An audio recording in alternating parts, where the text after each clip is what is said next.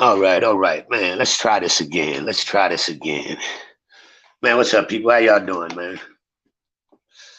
I started a live, and it seemed like it wasn't something wasn't taken or something like that. So I'm gonna try this again, man. This is actually been wanting to figure out how I wanted to start telling my how I wanted to start telling my story, man, when it comes to hip hop. You know what I mean? Me chasing this music, man. And it was like I've always been not well unsure of how I really wanted to introduce the things I've done in this music to these people here on YouTube because I hear so many people saying like, you know what I mean, man, the older cats shouldn't be rapping and blah blah blah.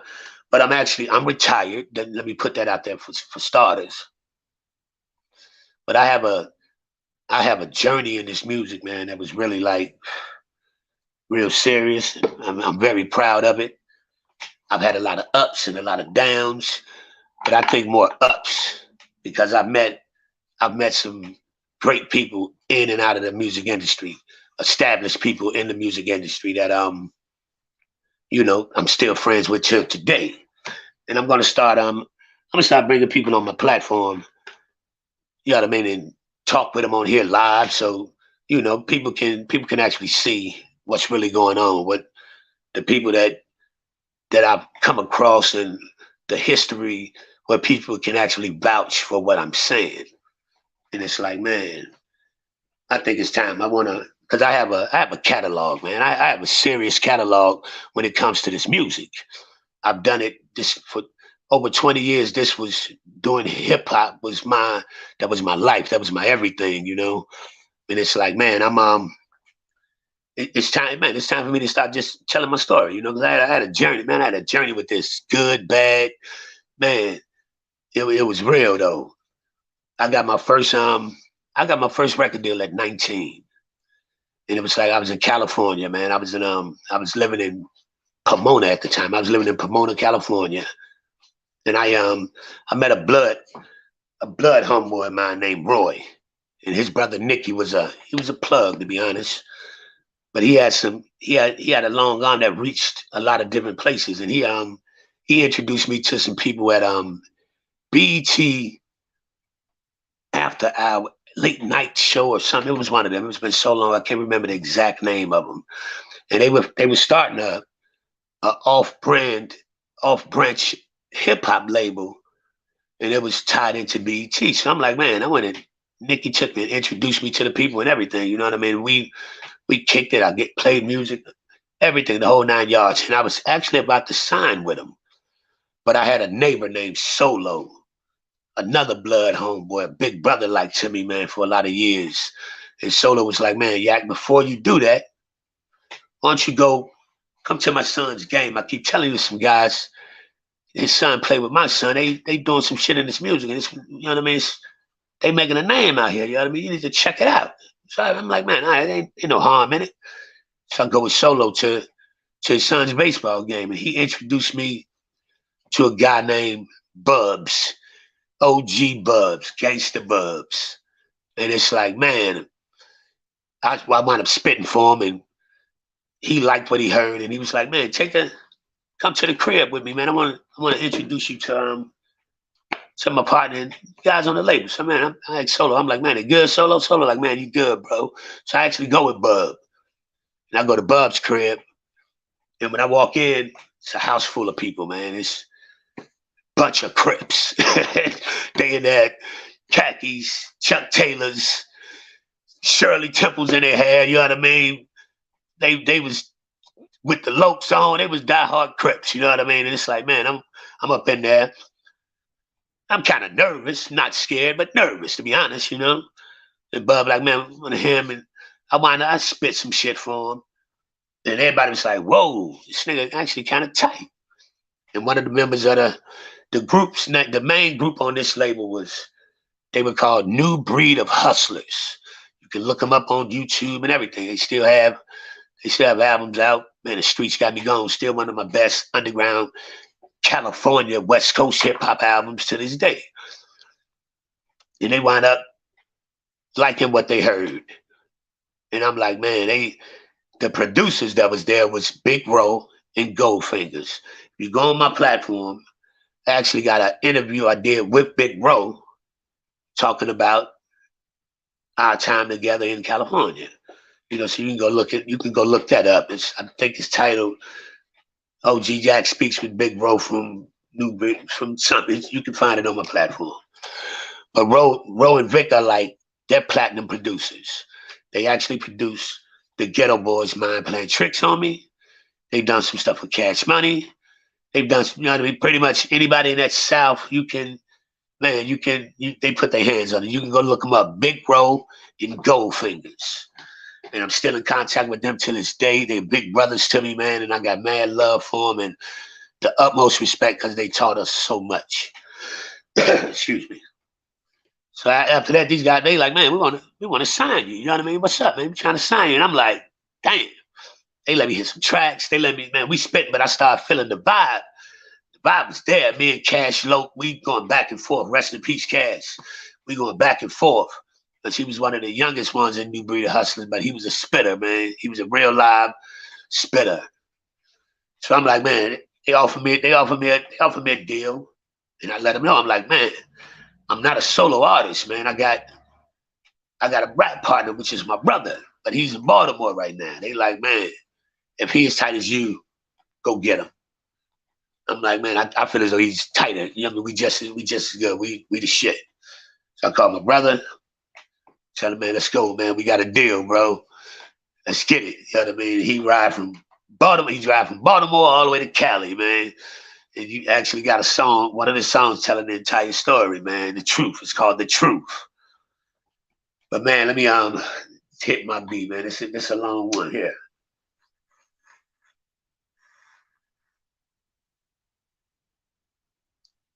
And I need everybody to know this one that I'm doing right here, this is strictly for me. So if anybody come in, that's cool, man. I appreciate it. Anybody that don't, it's all good anyway. I'm going to post it, and it's going to be what it's going to be, man. But this one's for me. I need to get this out. So, man, we actually, man, we lock in. My brother get there. We're doing music for days. Big Row Goldfingers actually get attached to me and my brother like real hard, man. And they we doing what we do. Now this is where the conflict came in. The face of this label was New Breed of Hustlers. One of the members in the group was also one of the owners of the record label. It was Big OG Fresh and Gangsta Bubs. They was the CEOs, owners of Mob Style Records.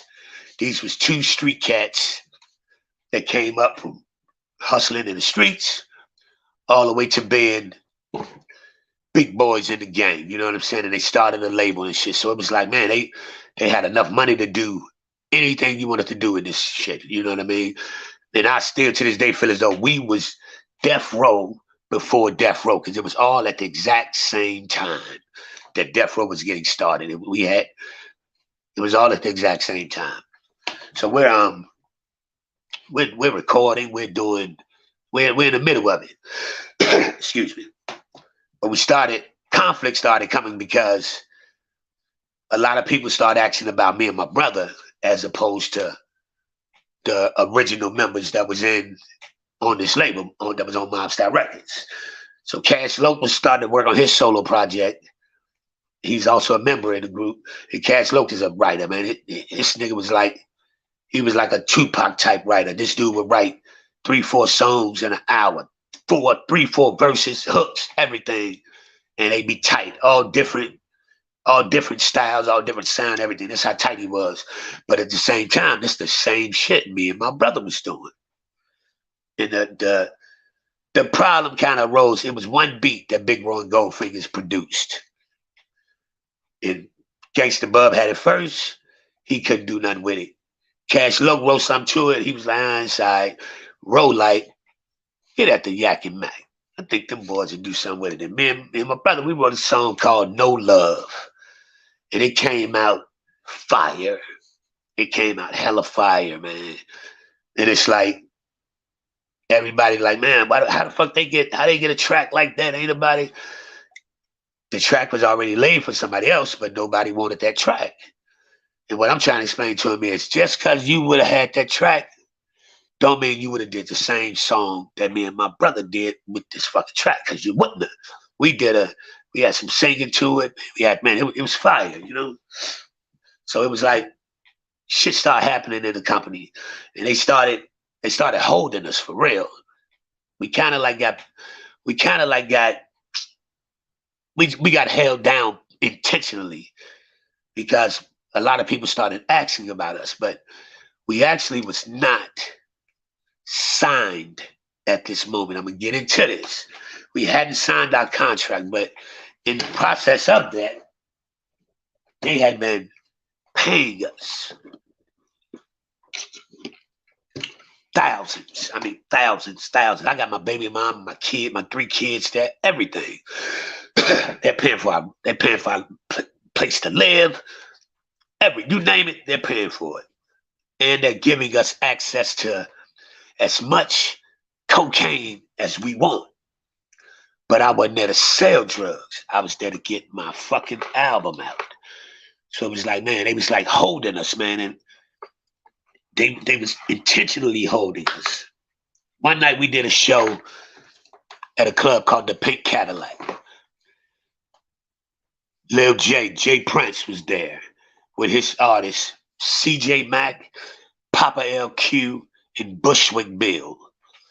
They was the main acts on the card. Me, my brother the Mac, and my homegirl Malika. We performed that night. Malika, she was actually signed to Coolio's management company. But Malika was like, I want to do a song with R.I.P. So me, her, and my brother did a song.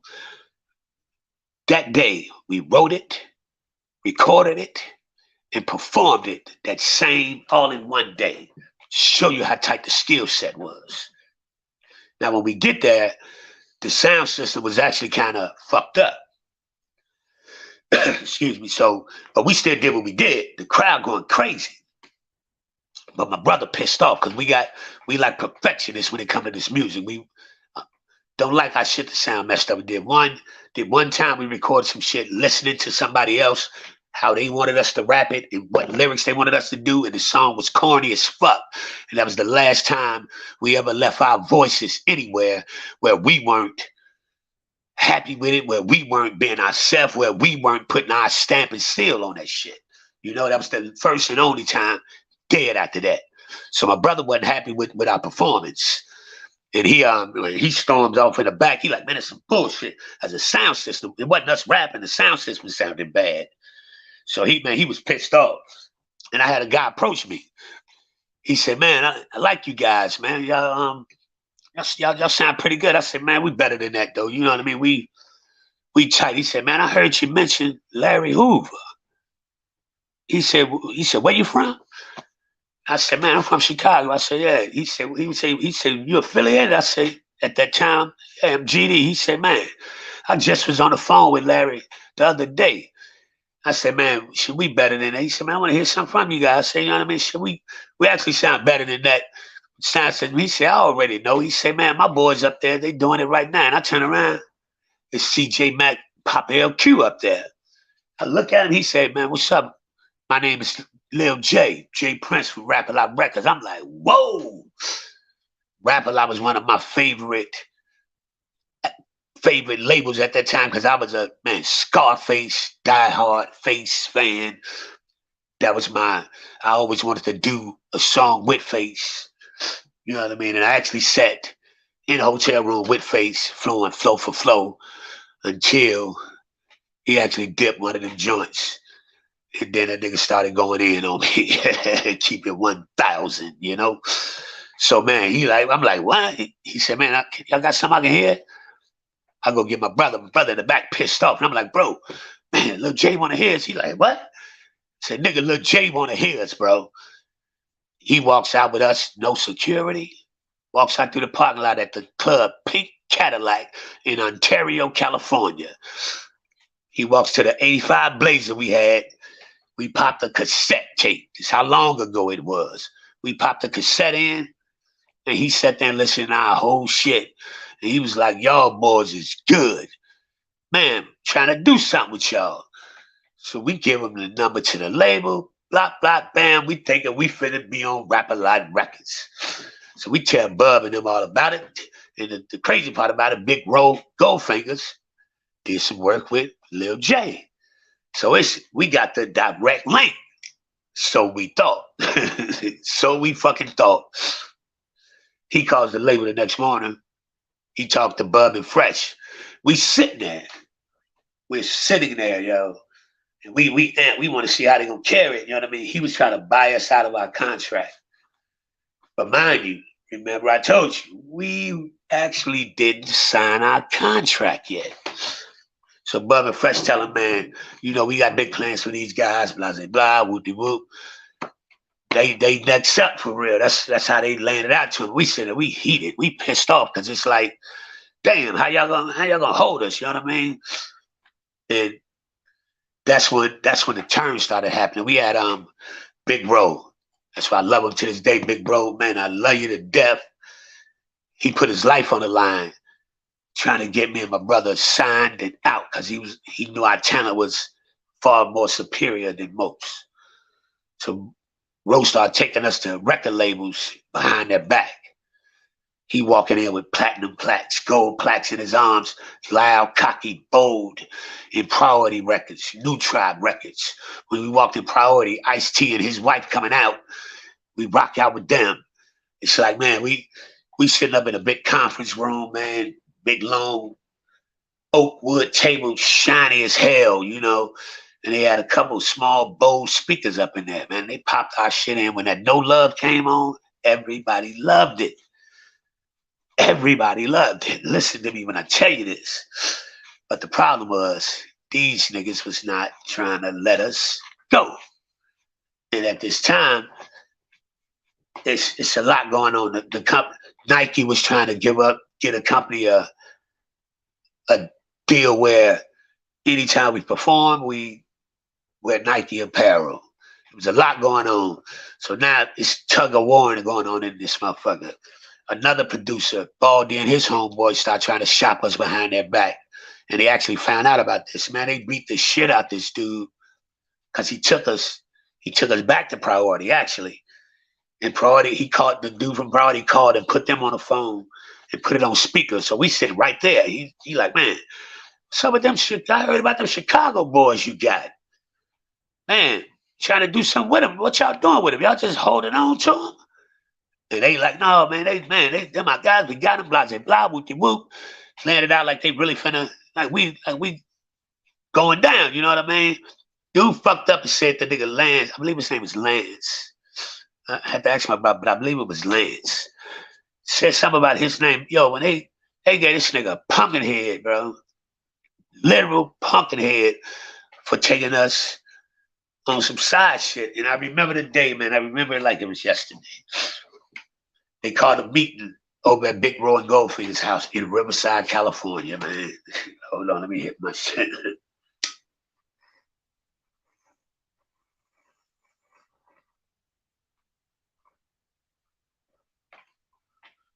They called a meeting and everybody was there. And it was like we was kids, we was young men, almost grown, but these was some grown ass men in their city, in their hood, and we in California by ourselves. And that's where they got the man. We invested all this time with y'all. Y'all recording up in Northern Hollywood studios. Y'all living for free. We giving y'all, I mean, they giving us stacks. They giving us stacks. They paying us, but they holding us. You know what I'm saying? They pretty much, and that was the day I remember Albino Kaz. It was an albino dude. He had an all-white pit. And we sitting on the front yard and shit, everybody talking, and they sitting going around. And it's tension. You can feel the tension in the air, man. The motherfuckers going around doing shit behind people's back, blah, blah, blah, insinuating about Roll them because they don't know, but they have an idea that because Big Roll and Goldfingers and them had got really close. They like put us under their wing, man. Like we was little brothers to these cats.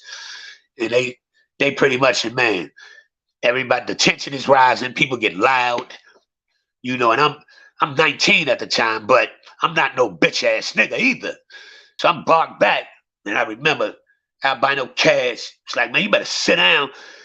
For something happened in the dog, like he like hit the dog leash, and the dog like that pit like hurt, like come at me, man. And they pretty much, because people was trying to sign us, and they pretty much found us, paid for our studio time. That was the day they actually, you can say they forced us, they strong armed us into signing that contract that day. You understand what I mean? It wasn't, you could feel it in the air. If we wouldn't have signed that day, it probably would have been some type of shit that happened. You know what I mean? Because they put a lot of money and time in us. We just hadn't actually signed the contract yet. So we look over it. You know what I mean? It was actually signed for a 2-album or 2-year deal. But I'm not a stupid dude. My brother's not a stupid dude. But you always need a lawyer there. You always need a lawyer there. It was a 2-album, 2-year deal, but it had 2 options. We didn't know what the fuck 2 options mean. You understand what I'm saying? So we signed it. So actually we signed, it was the 2 years, and they had 2 options, which basically they had 2 more times to sign us under if they wanted to, on 2 more. So it was basically 6 years. We weren't signed for 2 years. We were signed for 6 years. The 2 options was 2 options that signed us to that same contract 2 more times. So we was basically locked in for 2 fucking. It started out 2 years, but it turned into 6 years legally. You know what I mean? Because once they got a John Hancock, there's nothing you can do. So they held us until the contract was basically breached. You know what I mean? So it was a lot went on at that time, but that was it was a lot, man. But I learned so much from that time about how to choreograph, how to make songs, how to produce, how to actually record properly, how to actually make your sound, how to actually be a professional in this field. You know what I mean? I learned all of that from them. It was a lot of shit that went on, but man, I got so much love for them brothers, because the business side was business. You understand what I mean? They handled their business for business. But it turned, man, we wound up being under that deal until our contract got breached. Because if you don't release somebody in such an X amount of time, the contract actually can become breached. And that's what happened with us. And they was holding us, man. They basically used us like tax write-offs. And man, it was a lot of money that they handed to us. It was a learning experience. I met a lot of people, man. We did a show in Canada.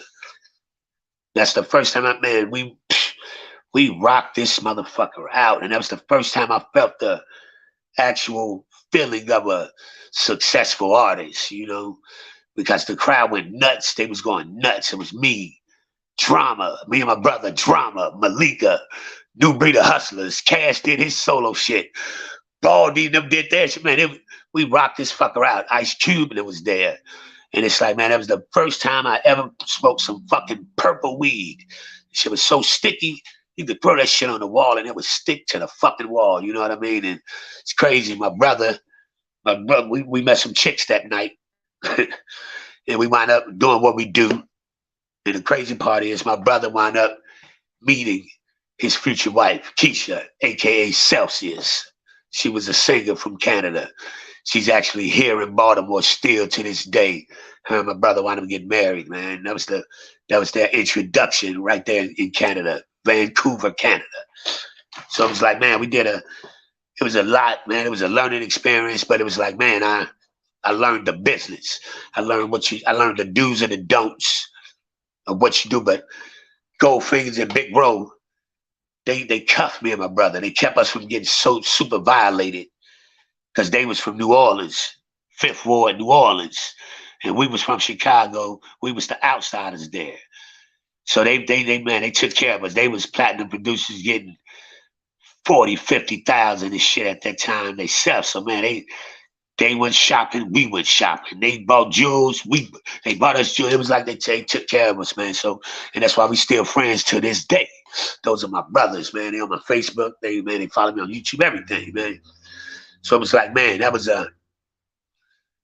a crazy experience, but it was a learning experience, and I learned so much about the industry, about creativity, about how the art form. I learned so much, man. We traveled and did so many shows, man. We did a show in San Diego one time, and when I tell you these niggas that I was with, they die hard Crips. We go to San Diego, it's nothing but bloods. We was at San Diego State University. We do our thing, and T-Lope, they up there Crip walking and blah, they doing what the fuck they do. But we about to get ran up out this mouth. These bloods ready to tear the fur off our ass up in there. But I'm GD, but I'm with these Crip niggas, so they ride, I'm ride. You understand what I'm saying? Man, that's been my mentality since I was a shorty, man. And it's like, man, it was so much, man. I did a lot. We went up to, it was called Ruthless Radio, Eazy-E's radio station. And they introduced New Breed of Hustlers, a new single called BG Thing. That was the name of their single. Eazy-E had us rap over the air, freestyling and shit, spitting over beats. Eazy actually wanted Mob Style Records, which consisted of all of us, to sign with him and help diss Death Row. Crazy part about it, 1 month later, Eazy-E was dead. Crazy as a motherfucker. But in the process, we got a call from Ice Cube's company, Ice Cube's record label, because we used to be RIP, raised in poverty, Maniac. My rap name was Maniac at the time. And my brother was Mac 10. So when they heard us freestyle over the air, Ice Cube was about to put out Mac 10, West Coast Blood. They went and got the Mac 10 patented, called Mob Style Records, told them, my brother got to change his name or it's going to be an issue, because somebody could walk in the store and pick up our shit thinking it's the Mac 10 shit. So it was a whole situation there. That's when my brother dropped the 10 off of it. It became the Mac. True story. So, man, it was so much going on, man. And it's like, my brother was getting extra frustrated. He was like, fuck it, man. So he wound up leaving. He moved back to Baltimore, and I was still in California, shaking and moving, doing what I do. But my contract had just got breached. There was a lot of tension in the air. So at that time, me and my baby mom and my kids, we up and pack up and move back to Chicago. That's gonna be part one right here. I'm gonna continue this, man, and give y'all this whole journey, man. This gonna be part one. So it's a long journey of this whole thing with me and this music. But man, I'll be back with you fellas and ladies and gentlemen. Appreciate it. Everybody, man, like, subscribe, and share. Part two coming soon. We out.